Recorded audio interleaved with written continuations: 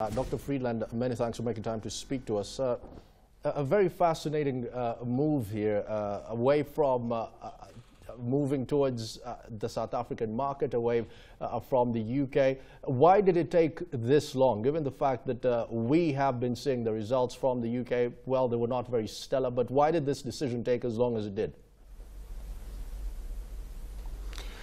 Well, thank you, Arnold. Essentially, we've been trying to renegotiate a rent transaction in the UK.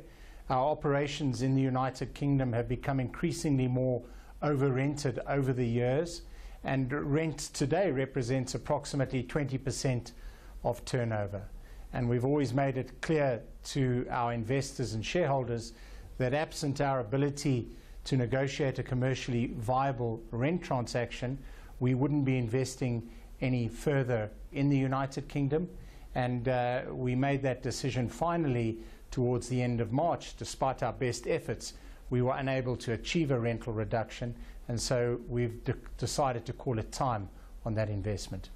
Dr. Friedland, just give me a sense of the down risk here that we are seeing with a post-Brexit environment. I bring this up because, yes, I've read the document that has come from your end, citing the rental down risks and all the others, but many companies, especially on the financial side, are making it very clear that they're about to actually wind up shop in the UK post-Brexit. Tell me, did this influence your decision in any way?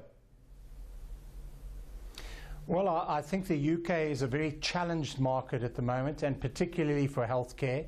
And towards the end of last year, we conducted a strategic review of the United Kingdom, and particularly the healthcare sector. And our conclusion was that it was going to remain challenged, at least for the medium to longer term. I don't think Brexit helps.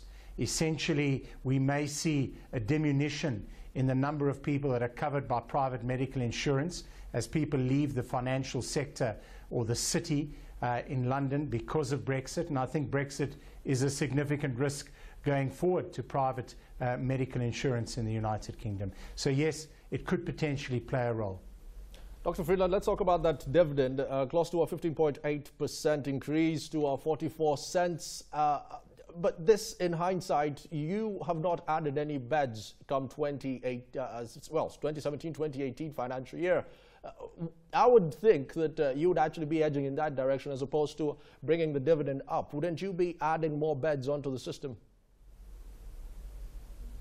No, Arnold. I think the reason for the increase in dividend is as follows. Based on our very solid performance for the first 6 months, our confidence in the ongoing performance of our South African operations, the fact that we have a very strong balance sheet, and that we're now no longer potentially going to invest behind the UK. On that basis, the board felt very comfortable to increase the dividend by 15.8% to 44 cents. In terms of not adding on new beds, that's exactly our asset lighter approach, where we're focusing on moving beds from lower occupancy hospitals to higher occupancy hospitals, or reclassifying them from lower demand disciplines to higher demand disciplines, and in effect sweating our assets. We've got a very, very strict policy of capital allocation, and this year we're looking to decrease our total capital expenditure by some 300 million rand in total, and focus far more on systems and IT than on adding necessarily to the estate.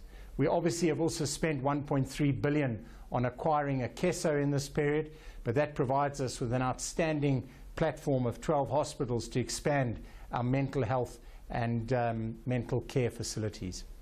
That's actually where I was going next. The acquiring of the acquisition of Akeso, the down risk here, and going forward, at least in the midterm, what should we be expecting? Already we are seeing a lot of investment from Parktown. All the Akesos have to be at par with the Netcare standard. What should we be expecting? Aren't we about to see more investment, at least on your bottom line? Well, we'll certainly invest in this network because there is a growing demand for mental health care. We're adding 61 beds in the second half of this year, but there'll be no capital expenditure associated with that, and another 56 beds to this network next year. So we are looking at investment and expansion opportunities for Akeso, and we think it gives us a wonderful platform to expand in this market. It has a 28% share of the mental health care market at the moment. Finally, I have to ask you about that NHI rollout. The government coming on quite heavy on many of the private sector players. Tell me, are you sitting on the table with the government players, and how is this looking, at least between the interaction between you and the government arm? Well, at the moment there's very limited interaction, and we would welcome further partnership and collaboration with government, and we think ultimately the private sector can play a very valuable role in helping to deliver broader healthcare services at more affordable rates to the broader population. And so we're a very willing and ready partner for government.